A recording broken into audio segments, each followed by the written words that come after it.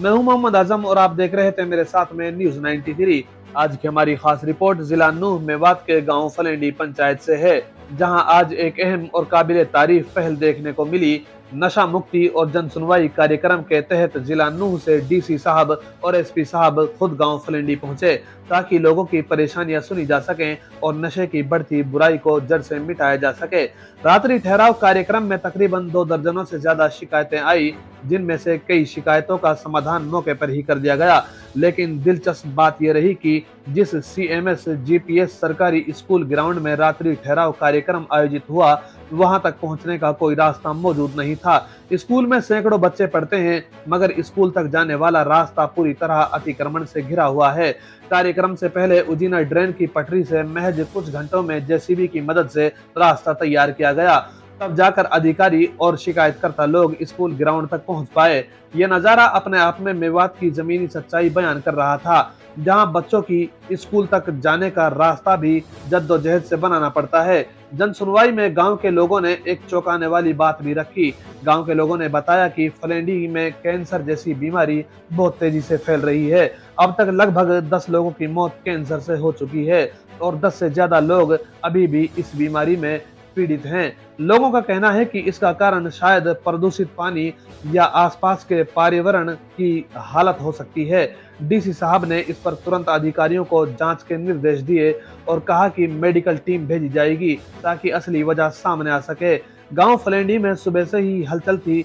Police और प्रशासन के अफसरों की मौजूदगी, गांव की गलियों में लोगों का उमड़ता हुजूम, हर किसी के चेहरे पर उम्मीद साफ झलक रही थी।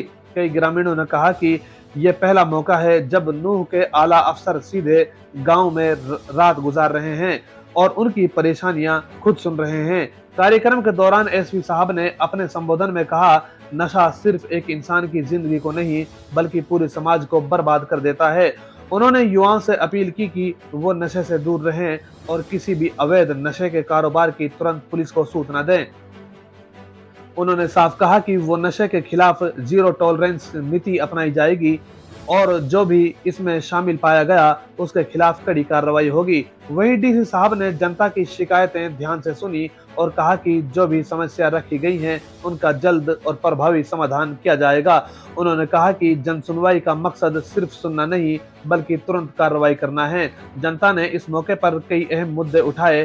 कहीं टूटी हुई सड़कें हैं, कहीं नालियां भरी हैं, कहीं पीने के पानी में बदबू है, तो कहीं स्कूल में टीचरों की कमी है। डीसी साहब ने मौके पर ही अधिकारियों को निर्देश दिए और कहा कि हर विभाग अपनी रिपोर्ट तैयार करे।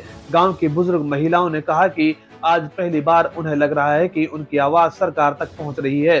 फलेंडी के मौजूदा सरपंच असगर साहब ने कहा, हम गांव की तरफ से एसपी और डीसी साहब का दिल से शुक्रिया अदा करते हैं कि उन्होंने हमारे गांव का रुख किया और हमारी परेशानियों को खुद सुना।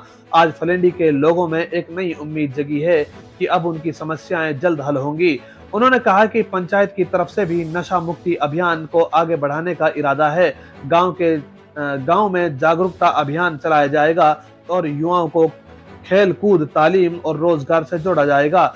एसपी और डीसी दोनों ने कहा कि नशा मुक्ति सिर्फ सरकार का काम नहीं, ये समाज के हर तबके की जिम्मेदारी है। जो लोग नशे से बाहर आना चाहते हैं उन्हें काउंसलिंग, चिकित्सा और रोजगार के अवसर उपलब्ध कराए जाएंगे। डीसी साहब ने कहा, हमारा लक्ष्य है कि मेवात का हर गांव नशे से मुक्त हो और हर घर में तालीम और अमन की रोशनी फैले। आज फलेंडी गांव में हुआ ये रात्रि ठहराव और जन सुनवाई कार्यक्रम वाकई में एक मिसाल बन गया है। जहां एक तरफ नशे के खिलाफ आवाज बुलंद हुई, वहीं लोगों की समस्याओं को हल करने की कोशिश भी जमीन पर दिखाई दी। गांव वालों के चेहरे पर अब राहत और उम्मीद दोनों हैं, क्योंकि अब उन्हें लगने लगा है कि प्रशासन भी उनके साथ खड़ा है। कुल मिलाकर नूह जिले के गांव फलेंडी में आज का दिन लोगों के लिए एक नई शुरुआत लेकर आया। एसपी और डीसी साहब की मौजूदगी ने प्रशासन और जनता के बीच की दूरी को काफी हद तक कम कर दिया है और अगर ये सिलसिला इसी तरह जारी रहा तो वो दिन दूर नहीं जब मेवात का हर गांव नशे से आजाद और परेशानियों से मुक्त होगा। मैं हूं मोहम्मद आजम और आप देख रहे थे मेरे साथ में न्यूज 93।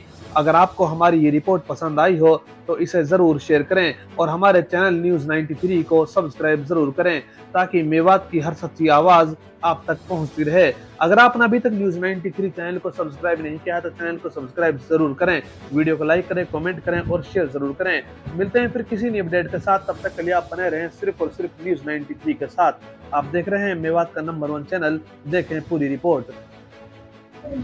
सरपंच साहब, आज डीसी और एसपी आपके गांव में आए, क्या समस्या है? मेरे गांव फलेनी में एसपी और डीसी साहब आए और रात को ठहराव रहा। उन्होंने जनता की एसपी और डीसी ने समस्या सुनी, वहीं जनता को आश्वासन दिया जल्दी ये समस्या हल करूंगा। ऐसी साहब जो एसपी साहब है वो कहीं ना कहीं नशे को लेकर ज़्यादा एक्टिव यहाँ पर नजर आ रहे हैं। ऐसे में आपके गांव में नशे की अगर बात करें तो आपके गांव में कहाँ है? मेरे गांव में कोई नशा दिख नहीं रहा है उजागर भाई वो नशा करता है। ना हमारे गांव में जो मोबाइल पे वो करते हैं ठगा लकड़ी करते हैं, वो भी कोई सामने नहीं है। अब ड्राइवर आदमी है भाई, वहाँ तो कुछ भी कर सकते हैं, गांव में कुछ नहीं कर सकते। जी, आज जो रात्रि ठहराव कार्यक्रम इस महीने का रहता है वो फलेंडी गांव में किया गया है। कुल 26 शिकायतें रिसीव हुई हैं, जिसमें से मुख्यतः यहाँ पर जो रास्ते को लेकर एक बहुत बड़ी समस्या है, टीचर्स को लेकर समस्या है स्कूलों में। तो उन सब के लिए निर्देश दे दिए गए हैं कि जो टीचर्स की टेम्प्रेरी डेपुटेशन की जाए और रास्ते की जो फिजिबिलिटी है वो हम जो भी स्कीम अवेलेबल है, चाहे वो डी प्लान से हो या पंचायत से हो, उसको जल्दी काम शुरू करवाएं। डीसी सर, कैंसर को लेकर के स्पेशल बात रखी गई कि बहुत सारे पेशेंट मर चुके हैं और बहुत सारे लोगों को अभी भी कैंसर है। क्या दिशा निर्देश जन स्वास्थ्य विभाग के अधिकारी? जी, जैसा रेज किया गया कि 20 लोगों को कैंसर पिछले कुछ सालों में यहाँ पे प्रभावित हुए हैं, तो इस पानी की वजह बता रहे हैं। एक बारी पानी की सैंपलिंग हो जाए, उसके बाद जो हेल्थ डिपार्टमेंट की टीम है उसको भी एनालिसिस करने को बोलेंगे कि भाई इसका कारण क्या है, और उसके बाद जो आगे के स्टेप्स होंगे वो लिए जाएंगे। सर, इस स्कूल में स्टाफ की कमी की बात करें या पूरे पुराना सब डिवीजन है स्टाफ की कमी की बात करें, वो आपके सामने आई है, क्या समाधान निकाला? जी बिल्कुल, कुछ शॉर्टेज तो टीचर्स की है हमारे ज़िले में। तो मैंने यही बोला है कि एवरेज जो एक हमारा निकलता है कि कितने बच्चे हैं और कितने टीचर्स हैं, जो एवरेज हमारा पीपल टू टीचर रेशियो है उसको हम हर स्कूल में पूरा करें। कहीं ऐसा ना हो कि भाई 500-700 बच्चे और टीचर एक ही है। तो जितनी अवेलेबिलिटी है उसको रैशनलाइज करके, ये मैंने 3 दिन पहले भी बीईओस को सभी को बुलाया था और ये निर्देश दिए थे, और जल्दी इसमें हम डेपुटेशन करेंगे टेम्परेरी। सर, जिस प्रांगण में हम बैठे हैं रास्ता उसके लिए नहीं है, मिड डे मील तक नहीं आ पाता है, पानी बरसात में भर जाता है, क्या दिशा निर्देश दिए? जी बिल्कुल, ये रास्ते की समस्या बहुत गंभीर है, तो इसको जल्द से जल्द हम जो भी फिजिबिलिटी स्कीम से बनती होगी इसको काम शुरू करवाएं। सर, एक रोजगार मेव के सरपंच पर 2-3 दिन पहले कार्रवाई की गई है। 2-3 करोड़ रुपए के गबन का मामला है। FIR के आदेश में आपकी तरफ से की गई, क्या कहेंगे? जी, वहाँ जो पहले सरपंच था उसके भी खिलाफ कार्रवाई हुई है और एक्टिंग सरपंच उनके खिलाफ भी हुई है। तो जो प्रूव हो गया है उसमें गबन और सब कर रखा है, प्राइवेट लोग भी इन्वॉल्व हैं, कुछ उनके फैमिली मेम्बर्स भी हैं। तो जो क्रिमिनल इन्वेस्टिगेशन है वो चलेगी। रेगुलर इंक्वायरी सीईओ जिला परिषद और एडीसी साहब जो है वो कर रहे हैं, तो जो भी उसका नतीजा आएगा उसके बेस पे आगे कार्रवाई। सर, विकास कार्यों में जो पंचायत प्रतिनिधि गड़बड़ी करते हैं उनके लिए क्या संदेश है? बिल्कुल जी, इसमें बहुत सख्त, कोई भी अगर रूल फॉलो नहीं होगा, चाहे वो टेंडर का हो, चाहे वो स्टॉक मेंटेनेंस का हो, चाहे वो पेमेंट जो एक्स्ट्रा कर दी जाती है कई बार वो हो, तो वो बिल्कुल जो भी अगर केस सामने आएगा उसको स्ट्रिक्टली एज पर लॉ उसको किया जाएगा। कोई उसमें नरमी नहीं बरती जाएगी किसी के खिलाफ। साइबर को लेकर के एक बात स्पेशल आपकी तरफ से निकल के आई है। 1 साल से पहले बेल नहीं और जेल का भी उसमें जिक्र किया गया है। दूसरा, आपने लोगों से अपील की है कि साइबर और नशे को त्याग दें और पुलिस की मदद करें, क्या कहेंगे?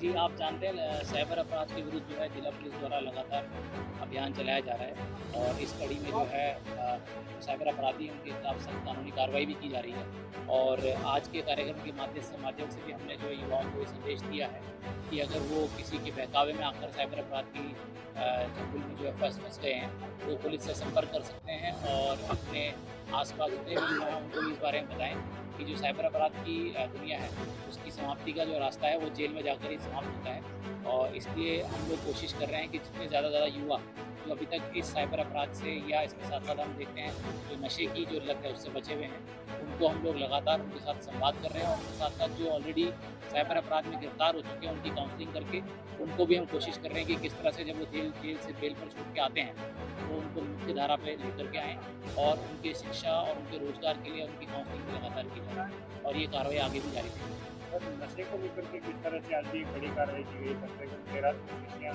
पकड़ी गई हैं जो नशे के रूप में इस्तेमाल की गई हैं। जहाँ भी हमारे पास शिकायत प्राप्त होती है जिला पुलिस को, और वहाँ पर हमारी जो जिले की जो एंटी नार्कोटिक सेल है उसके द्वारा लगातार कार्रवाई की जा रही है। जैसा कि कल भी आप लोगों ने देखा एक कमर्शियल क्वान्टिटी की जो है नार्कोटिक्स ड्रग्स जो है पकड़े गए हैं।